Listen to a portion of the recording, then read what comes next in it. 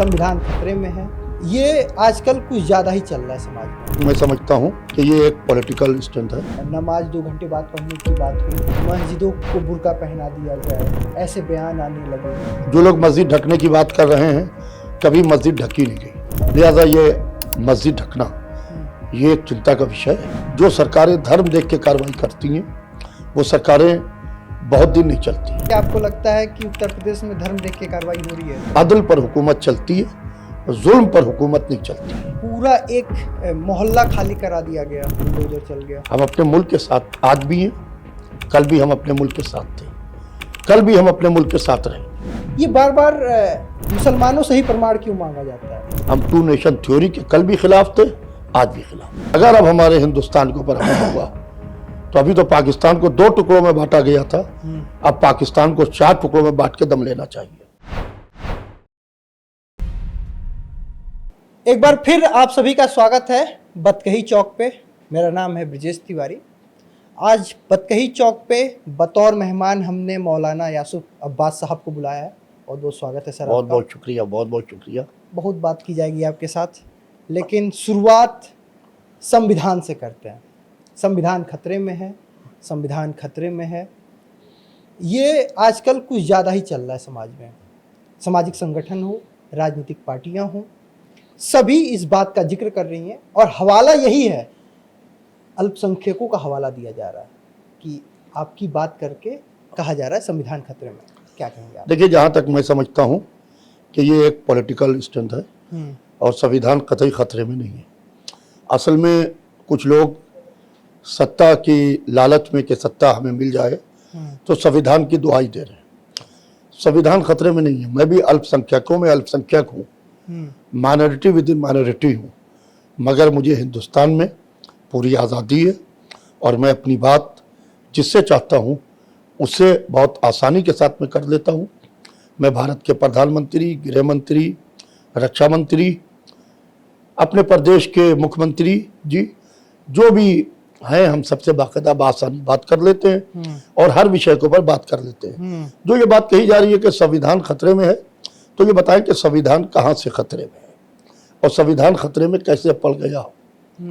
तो संविधान की दुहाई दी जाती है, संविधान की किताब को दिखाया जाता है और हमारी जो इनोसेंट जनता है उसको पूरी तरीके से बेवकूफ़ बनाया जा रहा है। संविधान कतई खतरे में नहीं है, बल्कि हमारे देश का संविधान और मजबूत हो रहा है। अच्छा, वैसे कहा जाए तो जो दंगे हैं ना, उनका इतिहास रहा है, हिंदू मुस्लिम दंगों का इतिहास रहा है। कई दफ़ा ऐसा हुआ है कि आमने सामने हो गए हैं। नवरात्रि हो या अभी हाल ही में तजिया हो, तो आप इनको कैसे देखते हैं? देखिए, दंगे अच्छी चीज़ नहीं है, चाहे वो हिंदू मुसलमान के बीच हो, चाहे वो शिया सुन्नी के बीच हो। दंगे से सिर्फ नुकसान होता है और दंगे से सिर्फ घर परिवार तबाह बर्बाद होते हैं। लिहाजा दंगे कराने वाले कुछ शरपसंद अनासिर हैं जिनकी रोटी रोजी दंगे से चलती है। उनको इससे बहस नहीं है कि नवरात्र है, उनको इससे बहस नहीं है कि मुहर्रम का जुलूस है, उनको इससे बहस नहीं है कि ईद का त्यौहार है।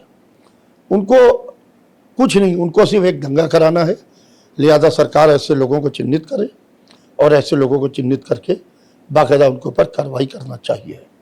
जिस हिसाब से बहराइच में कांड हुआ, जो पूरा बहराइच में कई दिनों तक बहराइच जलता रहा। देखिए, बड़े अफसोस की बात है, बहराइच जिस तरीके से जला है और बहराइच में जिस तरीके से वहाँ के ऊपर यात्रा में लोगों ने पूरी तरीके से घर के ऊपर जाके वहाँ के ऊपर झंडा लगाया, गोली मार दिया गया उसके और उसको गोली मार दी गई, तो ये सब बिल्कुल गलत है। मैं इन सब का भरपूर तरीके से विरोध करता हूँ और इस तरीके से कहीं के ऊपर भी दंगा हो, एक बहराइच हो या कोई भी जगह हो प्रदेश की या देश की, कहीं के ऊपर इस तरीके का अगर से दंगा हो रहा है तो वो मेरे ख्याल से बिल्कुल गलत हो रहा है और इसको चाहे केंद्र सरकार हो चाहे प्रादेशिक सरकारें हों, इसको भरपूर तरीके से रोकने की जरूरत है। वही मैं कह रहा था, इतिहास लंबा है दंगों का, बहुत है। मऊ का दंगा हो गया, बहराइच हो गया, सहारनपुर, मुजफ्फरनगर, बहुत। लेकिन आज भी हमारे समाज में, मतलब अभी हाल में हमेशा आमने सामने लोग आ जाते हैं। हाल ही में होली था, जुम्मे के दिन होली थी, नमाज 2 घंटे बाद पढ़ने की बात हुई, लेकिन उससे पहले बयानों का दौर चलने लगा, अलग अलग धर्मगुरु आके बोलने लगे, अलग अलग राजनेता आके बोलने लगे, मस्जिदों को बुर्का पहना दिया जाए, ऐसे बयान आने लगे। इनको आप कैसे देखते हैं? देखिए, मैं इन सब बयानों को पूरी तरीके से कंडम करता हूँ। जो लोग मस्जिद ढकने की बात कर रहे हैं, कभी मस्जिद ढकी नहीं गई। किसी दौर में हमारे मुल्क में मस्जिद, मंदिर, गुरुद्वारा, इमामबाड़ा, चर्च, सनिगाह कहीं को ढका नहीं गया। लिहाजा ये मस्जिद ढकना ये एक चिंता का विषय है। ये तो हमारे एक दो मुल्क जगह की, से फुटेज आने लगा हमारे था कि मऊ से और एक दो जगह से बरेली से वीडियो हमारे मुल्क की ये सेहतमंद मुल्क की अलामत नहीं है। लिहाजा देखना चाहिए कि कौन लोग ऐसे हैं जो, जबकि नमाज 2 घंटे आगे कर दी गई। अगर जुमे के दिन होली पड़ रही थी और उसी दिन नमाज जुमा थी तो बाकायदा 2 घंटे कहा गया कि नमाज के रंग के बाद होगी पूरी तरीके से जुमे की नमाज। उसके बाद भी अगर से कुछ लोग शरपसंदी करते हैं तो उसके ऊपर सरकार की जिम्मेदारी है कार्रवाई करने की। कार्रवाई हम आप तो कर नहीं सकते हैं, कार्रवाई तो सरकार करेगी। लेकिन जब सरकार ऐसे में कुछ लोगों पे कार्रवाई करती है तो आवाज़ ये भी उठती है कि धर्म देख के कार्रवाई की जा रही है। देखिए, धर्म देख के सरकारों को कार्रवाई नहीं करना चाहिए। जो सरकारें धर्म देख के कार्रवाई करती हैं वो सरकारें बहुत दिन नहीं चलती हैं, इसलिए कि अदल पर हुकूमत चलती है, जुल्म पर हुकूमत नहीं चलती है। लिहाजा मेरे ख्याल से कि धर्म देख के हमने तो नहीं देखा कि अभी हमारे यहाँ उत्तर प्रदेश में कार्रवाई हो। यही मेरा सवाल था, क्या आपको लगता है कि उत्तर प्रदेश में धर्म देख के कार्रवाई हो रही है? मुझे नहीं लगता कि धर्म देख के जो गलत करेगा, हिंदू हो या मुसलमान हो, जो भी गलत करेगा उसे उसकी सजा मिलना चाहिए। पूरा एक मोहल्ला खाली करा दिया गया, बुलडोजर चल गया, मस्जिद 3 मंजिला इमारत मस्जिद गिरी। उस समय तो हर एक आप ही के तबके के सभी कोई कहने लगा कि ये मोहल्ला अल्पसंख्यकों का था इसलिए बुलडोजर चला। देखिए, बहुत से लोग गलत फीडिंग करते हैं। इसके अंदर बहुत बड़े इलाके के राजनेता काम करते हैं और क्योंकि ज़मीनों की कीमतें बहुत बढ़ गई हैं, लिहाजा बिल्डर्स इसके अंदर इन्वॉल्व होते हैं पूरी तरीके से और वो इलाकों को पूरी तरीके से खाली करवा देते हैं और वहाँ के वहाँ बुलडोजर चलवा देते हैं, जिससे बदनामी सरकार की होती है। सरकार को चाहिए बाकायदा देखे और उनका जो सरकार के जो लोग हैं, जो नुमाइंदे हैं, उनको इस चीज़ को देखना चाहिए। देखिए, कहीं के ऊपर भी अगर से मुस्लिम रह रहे हैं, मुसलमान हम यहाँ रह रहे हैं हिंदुस्तान में, हमने अपने मुल्क को नहीं छोड़ा, हम हिंदुस्तान छोड़ के नहीं गए। जिस वक्त बंटवारा हुआ हम अपने मुल्क के साथ आज भी हैं, कल भी हम अपने मुल्क के साथ थे, कल भी हम अपने मुल्क के साथ रहेंगे। लिहाजा कम से कम ये देखना चाहिए कि जो लोग इस तरीके की हरकत करते हैं उनके ऊपर कार्रवाई होना चाहिए, चाहे वो जितने मजबूत और जितने ऊंचे लोग क्यों ना हो। अब यहाँ पे 2 सवाल आपके जवाब से है कि एक तो आपके कथन के अनुसार जो वो कार्रवाई हुई वो पूरी तरीके से सरकार ने उसको देखा नहीं, मतलब आंख बंद करके कार्रवाई कर दी गई। आप कहना यही चाह रहे हैं? जी, तो आपके हिसाब से वो कार्रवाई गलत थी? पूरी तरीके से गलत थी। तो उसमें तो सरकार ने कार्रवाई की यानी सरकार की गलती है? देखिए, जहां पर सरकार की गलती है वहां पर क्यों नहीं बताई जाएगी? अगर सरकार ने गलती तो की, यही तो मेरा सवाल था कि अगर सरकार ने गलती की तो सरकार को अपनी गलती को सुधारने की जरूरत है। अल्पसंख्यकों की बस्ती है, हाँ। तो यानी सरकार ने इसीलिए आंख बंद कर लिया क्या कि वो बस्ती सर अल्पसंख्यकों की थी? देखिए, अल्पसंख्यकों की बस्ती है और अगर से सरकार ये देखने लगे कि ये अल्पसंख्यक है तो बहुसंख्यक है, इसीलिए मैंने कहा कि जुल्म पर हुकूमत नहीं चलती, अदल पर हुकूमत चलती है, यानी जुल्म इंसाफ पर हुकूमत चलती है। जुल्म नहीं होना चाहिए, चाहे कोई सरकार भी हो, किसी के ऊपर जुल्म नहीं होना चाहिए। अब दूसरा सवाल जो आपने कहा कि हमारा मुल्क, हम यहाँ आज भी हैं, कल भी थे और कल भी रहेंगे, ये बार बार मुसलमानों से ही प्रमाण क्यों मांगा जाता है?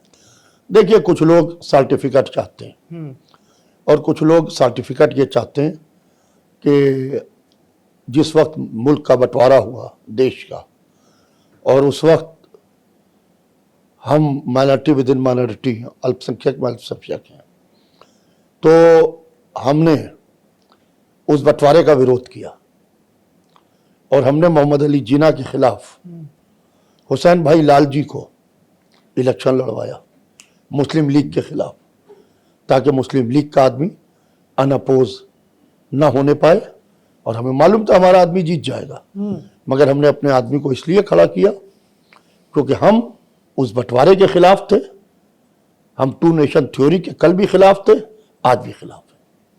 लेकिन अब आज देखिए, आज सोशल मीडिया पे बहुत से वीडियो वायरल होते हैं। अभी जब ऑपरेशन सिंदूर चलाया गया था तो कुछ लोग पाकिस्तान के झंडे को रोड पे लगा रहे थे, कुछ लोग उस पाकिस्तान का विरोध कर रहे थे। तो अभी जामा मस्जिद के पास की कुछ बाइटें थी पब्लिक ओपिनियन में, जहाँ पे पूछा गया कि क्या पाकिस्तान पे कार्रवाई सही है, तो वहाँ पे कहा जा रहा था कि पाकिस्तान ने ये किया पहलगाम में, उसका पहले प्रमाण होना चाहिए।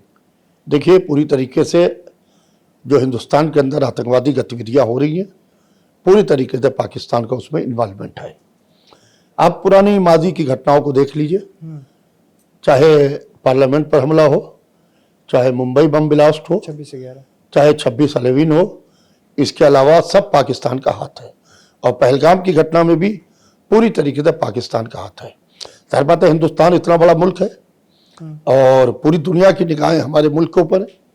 हिंदुस्तान ने जो ऑपरेशन सिंदूर चलाया तो हम उसकी भरपूर तरीके से तायद करते हैं और हम बाकायदा भारत सरकार से और देश के रक्षा मंत्री से अपील करते हैं कि अगर अब हमारे हिंदुस्तान के ऊपर हमला हुआ तो अभी तो पाकिस्तान को 2 टुकड़ों में बांटा गया था, अब पाकिस्तान को 4 टुकड़ों में बांट के दम लेना चाहिए। जो समाज में ये भ्रांति फैल रही है, क्या इसके पीछे छांगुर बाबा जैसे लोग आप पाते हैं जो बलरामपुर के हैं? देखिए, बीच में नफरत फैलती जा रही, दूरियां बढ़ती जा रही है। देखिए, जिस तरीके से आपने नाम लिया बलरामपुर उतरौला के, तो इस तरीके के लोग बीच में नफरतें फैला रहे हैं और ऐसे लोगों के ऊपर सख्त कार्रवाई होना चाहिए। सरकार को पहले से क्यों नहीं सरकार चिन्हित करती है? जबकि हम लोग सरकार के जो तंत्र हैं, जब बातचीत होती है तो बातचीत में हम लोग बताते रहते हैं पूरी तरीके से, मगर क्या बात है, सरकार उनके ऊपर हाथ डालने से क्यों डरती है? क्या आप कह रहे हैं छांगुर बाबा के बारे में पहले बताया गया था सरकार को? नहीं, पहले मैं ये नहीं कह रहा हूँ, सरकार को बाकायदा जनरल बताया जाता है, इंडिविजुअल नहीं। बाकायदा जनरल बताया जाता है, जो माहौल और हालात देख के बाकायदा बताया जाता है। जिस तरीके से हम लोगों ने आवाज उठाई, बॉर्डर के ऊपर हमारे जितने मदरसे एकदम से तेजी से बढ़े, तो हमने उसके खिलाफ आवाज उठाई कि ये नहीं होना चाहिए, इससे और मदरसे भी बदनाम होंगे। जो हमारे रिलीजियस इदारे हैं, मदरसे हैं, वो बदनाम होंगे इन मदरसों की वजह से, इसलिए कि एक मछली पूरे तालाब को गंदा करती है। अवैध मदरसों के बलरामपुर हो गया, गोरखपुर हो गया, वो जो पूरा सिद्धार्थ नगर, लखीमपुर खीरी, ये पूरा बेल्ट जो नेपाल सटे है, यहाँ बहुत से मदरसे अचानक बढ़े हैं, नो मैंस लैंड में बढ़े हैं। इस पे सरकार कार्रवाई ठीक से क्यों नहीं करती? देखिए, मैंने बाकायदा इसके खिलाफ आवाज़ उठाई है। मैं मदरसे के मुखालिफ नहीं हूँ, मैं खुद कई मदरसे चलाता हूँ, मैं मदारिस अरबिया का मेंबर भी हूँ। मैं उन मदरसों के खिलाफ हूँ जहाँ के ऊपर बोर्ड मदरसे का लगा रहता है और अंदर काम दूसरे चलते रहते हैं। इसीलिए आवाज उठती है क्या मदरसे में आतंकी पढ़ते हैं? देखिए, आज तक के कोई आतंकवादी निकाल नहीं पाया किसी मदरसे से। आवाज उठाना और है, आतंकवादी लाके भारत के सामने, कौम के सामने पेश करना और है। बार बार क्या कहते हैं, ये चलता है, मदरसा बोर्ड पूछा जाता है कि कितने अवैध मदरसे हैं, हर दूसरे दिन खबर आती है कि अवैध मदरसा है। वैध अवैध का पैमाना क्या है? देखिए, वैध अवैध का पैमाना ये है कि जो सरकारी रजिस्टर्ड मदरसे हैं वो वैध मदरसे हैं जो सरकारी सहायता से चल रहे हैं। इसके अलावा और पुराने मदरसे हैं जो सरकारी सहायता से नहीं भी चल रहे हैं, वो वैध हैं। अब जो तो सरकारी बता सकती है कि अवैध मदरसे कौन है, या मदरसा बोर्ड बता सकता है। ऐसे में कैसे मॉनिटर किया जाए? देखिए, ऐसे में बाकायदा देखना चाहिए, उसकी पूरी रिकॉर्ड्स देखना चाहिए, उसके रिकॉर्ड्स को चेक करना चाहिए, मदरसा कितना पुराना है। हमारे मदरसे से गवर्नर्स निकले, हमारे मदरसे से इंजीनियर्स निकले, हमारे मदरसे से IAS IPS निकले। आइए चलिए, मैं अपने मदरसे में आपको लिए चलता हूँ। हमारा मदरसा है सुल्तानुल मदारिस चौक में, मैं आपको लेके चलूँ। गवर्नर्स हैं वहाँ के, IAS हैं वहाँ के, IPS हैं वहाँ के। तो ये बिल्कुल गलत है, ये मदरसे को बदनाम करना ये बिल्कुल गलत है और मैं इसका भरपूर तरीके से कंडम करता हूँ, विरोध करता हूँ। चाहे वो बदनाम सरकार की तरफ से बदनाम किया जाए, चाहे वो आम जनता की तरफ से बदनाम किया जाए। एक सवाल ये भी, मैं 2-3 मदरसे जाके बाराबंकी और इधर विजिट किया। बलरामपुर में स्टोरी जो गोरखनाथ मंदिर में जिसने हमला किया था, वो रहने वाला सिद्धार्थनगर के आगे का था। वहाँ पे मैं गया और देखा तो एक रूम है, रूम में ही बच्चे को पढ़ना है, रूम में ही बच्चे को सोना है, वहीं पे उसको अपनी बाकी के क्रिया करना है। तो ऐसे में हर दूसरी गली में मदरसा खोलना भी सही है क्या? देखिए, इस तरीके के मदरसे खोलना मेरे ख्याल से बिल्कुल गलत है। एक रूम के अंदर आप मदरसे का बोर्ड लगा के मदरसा चला के उसी में बच्चों को रखिए, उसी में सुलाइए, उसी में पढ़ाइए, मेरे ख्याल से बिल्कुल गलत है।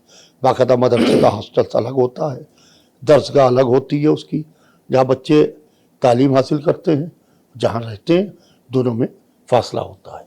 तो छांगुर बाबा पे मैं भी आऊँ, उससे पहले एक आखिरी सवाल मदरसे पे, क्या आप ये बात मानते हैं कि समाज में कुछ लोग मदरसे के नाम पे खेल कर रहे हैं बस फंडिंग के लिए? पूरी तरीके से फंडिंग के लिए खेल कर रहे हैं, और कागज़ के ऊपर और बोर्ड के ऊपर मदरसे चल रहे हैं, क्योंकि मदरसे के नाम के ऊपर लोग पैसा देते हैं, चंदा देते हैं, लिहाजा मदरसे के नाम पर सिर्फ चंदा वसूली हो रही है और कुछ नहीं हो रहा है। अच्छा, लव जिहाद के नाम पर सच्चाई है कि बलरामपुर में जो घटना भी आई है बलरामपुर से, कि जो मुस्लिम युवक है वो नाम छिपा के हिंदू युवती को फंसाते हैं, तो नाम छिपाने की जरूरत क्या पड़ती है? देखिए, लव जिहाद के नाम पर मुस्लिम युवक अगर हिंदू युवती को फंसा रहे हैं तो उसका इंडिविजुअल काम है, ये उसका पर्सनल लव है। इसको धर्म से और मजहब से जोड़ना ये बिल्कुल गलत है, और इसको जिहाद का नाम देना बिल्कुल गलत है। इसलिए कि जिहाद हमारे यहाँ खालिस एक मुकद्दस इबादत का नाम है। जैसे आपके यहाँ धर्म युद्ध होता है, आपके यहाँ भी धर्म युद्ध है, हमारे यहाँ उसी को जिहाद कहते हैं। लिहाजा जिस फेरिस्त में हमारे यहाँ फुरूए दीन में नमाज है, रोज़ा है, हज है, उसी फेरिस्त में हमारे यहाँ जिहाद है। लिहाजा इसको लव जिहाद का नाम देना मैं इसको कंडम करता हूँ। केरल फाइल एक पूरी फिल्म आई, पूरी डॉक्यूमेंट्री टाइप की। अभी हाल ही में प्रयागराज की एक घटना थी कि प्रयागराज की एक लड़की को केरल ले जाया गया, कन्वर्जन कराया गया, देश विरोधी गतिविधियों में शामिल करने के लिए था, लेकिन फिर रेस्क्यू करके लाया गया। ऐसी घटनाएं और तमाम रोज दिन पेपर में, टीवी पे, डिजिटल मीडिया पे एक दूसरी घटना आ ही जाती है। तो इन सबको आप कैसे देखते हैं कि आखिर क्या जरूरत है कि आप अगर रहीम है अगर तो रोहित बनने की, अब्बास हैं तो अमन बनने की? देखिए, जो लोग ये कर रहे हैं वो पूरी तरीके से गलत कर रहे हैं, ये उनका इंडिविजुअल फेल है और इनको पर सरकार को कार्रवाई करना चाहिए। मैंने बाकायदा इसके खिलाफ आवाज़ उठाई है, मुख्तलिफ टीवी चैनल्स के ऊपर जब मुझसे सवाल होते हैं तो मैंने कभी उन लोगों का समर्थन नहीं किया, हमेशा उन लोगों का विरोध किया जो अपना नाम बदल के किसी के घर की बच्ची को फंसा के उसके साथ में बाकायदा रख के उसको फिर उसको छोड़ देते हैं। लिहाजा ये बिल्कुल गलत है और इस तरीके के लोगों के ऊपर कठोर तरीके से एक कार्रवाई होना चाहिए और एक सख्त कानून बनना चाहिए ताकि दोबारा ऐसी घटना ना होने पाए। आप जैसे प्रबुद्ध लोग जो अपने समाज में एक कमेटी बना के इसका ये मॉनिटर कर सकते हैं ताकि जो वो व्यक्ति है जिससे पूरा समाज बदनाम हो रहा है वो कहीं ना रुक जाए, तो इस तरीके के पहल करने की कभी कोशिश की या सोचा? देखिए, इस तरीके की पहल की गई, आपके दिल में क्या है ये हमें नहीं पता। इस वक्त आप मुझसे बैठ के बात कर रहे हैं या मेरे दिल में क्या है ये आपको नहीं पता। लिहाजा जब तक के मामला सामने नहीं आ जाता है तब तक के संज्ञान में नहीं आता है। लिहाजा कोई चीज़ अपनी चीज़ को कोई शख्स बताता नहीं है, पूरी तरीके से सीक्रेसी को मेंटेन रखता है और बाकायदा उसको छुपाता है, ये बिल्कुल गलत है। लिहाजा किसी धर्म बदल के किसी के घर की बच्ची को जिंदगी को तबाह कर देना यह बिल्कुल गलत है, मैं इसका विरोध करता हूँ। अच्छा, ये बताइए योगी जी और मोदी जी में सबसे ज्यादा पसंद आपको कौन है? देखिए, प्रदेश के लिए योगी जी अच्छे हैं। उत्तर प्रदेश में जब से योगी जी की हुकूमत आई है सबसे तो आपके समाज के लोग कुछ ज्यादा परेशान है। नहीं, देखिए परेशानी की बात नहीं, मैं एक चीज बता रहा हूँ कि लाइन ऑर्डर मेंटेन है। समाज की परेशानी एक अलग चीज है। देखिए, लाइन ऑर्डर मेंटेन है, कोई दिक्कत नहीं है, कोई परेशानी नहीं है। हाँ, अगर से कहीं कोई बात होती है तो मैं भी आवाज उठाता हूँ, गलत बात है, और अगर कोई सरकार है तो मैं सरकार के खिलाफ भी बोलता हूँ, इसलिए कि मैं किसी पार्टी का प्रवक्ता नहीं हूँ, ना मैं किसी पार्टी का मेंबर हूँ। तो लिहाजा गलत को गलत और सही को सही। और जहाँ तक के केंद्र की बात आपने कही, मोदी जी भी बहुत अच्छा काम कर रहे हैं और मोदी जी को जाहिर बात है देश की जनता ने चुना है, तो देश के लिए मोदी जी बेहतर हैं, प्रदेश के लिए योगी जी बेहतर योगी जी बेहतर है। आप लगातार लखनऊ में रहते हैं, तो आपने कई मुख्यमंत्री देखे, कई पार्टियों की सरकार देखी। 2002 में आपने मुलायम सिंह को देखा, 2007 में आपने मायावती को देखा, 2012 में अखिलेश यादव को देखा, 2017 से योगी आदित्यनाथ को देख रहे हैं। सबसे बेहतर मुख्यमंत्री कौन? देखिए, और क्यों? देखिए, मैं ये नहीं कह सकता कि सबसे बेहतर मुख्यमंत्री कौन है, इसलिए कि जो भी कुर्सी पर आता है, जो भी सत्ता में आता है, आपको कौन पसंद है? देखिए जो भी सत्ता में आता है तो वो कोशिश करता है कि हम अच्छे तरीके से अपनी हुकूमत चलाएं, अपने प्रदेश को अच्छे तरीके से चलाएं। हमें देखिए जो भी कुर्सी पर आया, सत्ता में आया, हमें सब पसंद है, इसलिए कि लाइन ऑर्डर मेंटेन रहे मुल्क में, सूबे में, प्रदेश में लाइन ऑर्डर की स्थिति खराब ना हो। लिहाजा हमें वो शख्स अच्छा लगता है जिससे बहू बेटियों की इज्जतें सुरक्षित रहें। अच्छा, मायावती के दौर में और योगी जी के दौर में सबसे बेहतर लॉ एंड ऑर्डर किस दौर में रहा? देखिए, मायावती जी का तरीक़ाकार अलग था और योगी जी का तरीक़ाकार अलग है। मायावती जी योगी जी का मेरे ख्याल से मिलाना ठीक नहीं है। मायावती जी की हुकूमत चलती थी, मायावती जी ने IAS IPS के ऊपर एक खौफ पैदा किया था, वो खौफ अब नहीं है, और एक डर पैदा किया था, और वो डर के साथ हुकूमत कर रही थी। लिहाजा योगी जी ने वो खौफ नहीं पैदा किया, उन्हीं ने अच्छे तरीके से मुस्कुरा के, प्यार से बात करके, क्योंकि वो एक धर्म गुरु भी है ना, मुख्यमंत्री के साथ साथ बात करके, उनकी बात, बहुत सी बातें हमें नहीं अच्छी लगती। कौन कौन सी बातें अच्छी नहीं लगती? बहुत सी बातें, जैसे उन्होंने अली व बजरंग बली कहा, इस तरीके से मुहर्रम के ताजियों को लेके कहा कि हमारे यहाँ 150 फीट का 140 फीट के ताजिए उठते हैं। उन्होंने कहा कि 40 फीट से ज़्यादा ताजिए, 50 फीट से ज़्यादा ताजिए, 10 फीट से ज़्यादा ताजिए अब नहीं उठेंगे। तो इस तरीके की बहुत सी बातें हैं, हमने जिसका विरोध किया, खुल के विरोध किया हमने, हम विरोध से डरते नहीं हैं। तो जहाँ पर अच्छी लगती है बात, वहाँ पर हम सपोर्ट करते हैं। जहाँ पर बात खराब आती है, जहाँ पर हमारे धर्म की बात है, जहाँ पर हमारे आस्था की बात है, जहाँ पर हमारी भावनाएं ठेस लगता है भावनाओं को, वहाँ पर हम खुल के विरोध करते हैं। नमाज पढ़ना बंद करा दिया उससे। देखिए, नमाज रोड पे पढ़ना एक अलग चीज है। रोड पे नमाज पढ़ने की बात जहाँ तक है, जहाँ तक मैं समझता हूँ, रोड पे रोज नमाज नहीं पढ़ी जाती है। रोड पे जब नमाज जुमा होती है तो रोड के ऊपर लोग आ जाते हैं और अंदर मस्जिद भर जाती है, सारे इलाके के लोग वहाँ पे आ जाते हैं जहाँ पे जुमा होता है, और वो रोड के ऊपर नमाज पढ़ते हैं। तो अगर से वो पढ़ रहे हैं तो पढ़ने में क्या हर्ज है, थोड़ी देर को नमाज हुई, एक आधे घंटे के लिए, तो नमाज पढ़ के वो लोग चले गए। मगर हम लोगों ने भी अपील की है कि आप लोग जितना हो सके अपने मस्जिद के अंदर नमाज को अदा कीजिए। रोड पे नमाज पढ़ना मतलब रोड के ऊपर नमाज पढ़ने को बाकायदा हम लोगों ने मना किया कि कोई टकराव की स्थिति नहीं होना चाहिए। जिस तरीके से ये प्रशासन के लोग, ये पुलिस वाले पूरी तरीके से, जिस तरीके से आप देखिए कि ये नमाज एक शख्स पढ़ा, उन्हें पीछे से मारा, लात कस के डंडा मारा, लात मारी, तो क्या ये देव देता है पुलिस को? एक आदमी इबादत कर रहा है, इससे बहस नहीं, वो नमाज पढ़ रहा है कि पूजा कर रहा है, आप कैसे मार सकते हैं? उसने क्या जुर्म किया, किस जुर्म पर आपने उसको मारा? ऐसे बाकायदा पुलिस वालों के खिलाफ सख्त से सख्त कार्रवाई होना चाहिए। कार्रवाई क्यों नहीं हुई? अब ये कार्रवाई सरकार की जिम्मेदारी है, सरकार को करना चाहिए। आखिर क्यों नहीं हुआ? संभल वाले मामले को अगर आप जिस तरीके से देखें, मतलब एक पुलिस कर्मी इस तरीके के धर्म विरोधी अगर बयान देता है, दे रहा है, तो उसको आप कैसे देखते हैं? मेरे ख्याल से बिल्कुल गलत है। और जिस तरीके से सीओ संभल ने जिस तरीके से बयानात दिए, जो शासन का काम था वो संभल का सीओ कर रहा था, और बड़े अफसोस की बात है कि उसकी पीठ हमारे मुख्यमंत्री जी ने भी थपथपा दी। तो वैसे में तब योगी जी आपको क्यों पसंद है? सुनिए तो, मेरी बात सुनिए ना, पूरी बात सुनिए। मैं, उसकी पीठ उन्हीं ने भी थपथपा दी, तो उसकी पीठ थपथपाना गलत है। जहां पर उसका गलती है, मैंने बाकायदा उसकी फौरन रिपोर्ट की उसके उच्च अधिकारियों से कि ये इसका काम नहीं है, आपका काम लाइन ऑर्डर मेंटेन करना है, आपका काम क्या कहाँ पे हो रहा है, क्या कहाँ पे नहीं हो रहा है, ये आपका काम नहीं है। और योगी जी के जहां तक आपने बात की, बहुत हद तक लाइन ऑर्डर को, इतना बड़ा सूबा है, उन्होंने मेंटेन किया है। हद तक मतलब एक पूरा हद नहीं। तक के, एक हद तक के, यानी पूरा एक हद तक के उन्होंने मेंटेन किया है। देखिए पूरा तो कोई नहीं कर सकता है। मैं किसी पार्टी का प्रवक्ता नहीं हूं कि मैं बैठ के उनकी नहीं, हम वकालत करने आकलन कर बैठा रहे हूं। हैं। मैं वकालत करने किसी की नहीं बैठा हूं, ना योगी जी की, ना अखिलेश यादव जी की, ना मायावती जी की, ना कांग्रेस की। मैं एक एज ए धर्मगुरु मैं आपको बात बता रहा हूं जो सच्चाई की बात है। लिहाजा ऐसे अधिकारियों को सख्त से सख्त फौरन सस्पेंड करना चाहिए है, जैसे सीओ संभल जैसे लोगों को बाकायदा। कि आप गदा लेके चल रहे हैं, आप हनुमान जी बने हुए, आप हनुमान जी के पैर की धूल के बराबर भी नहीं है।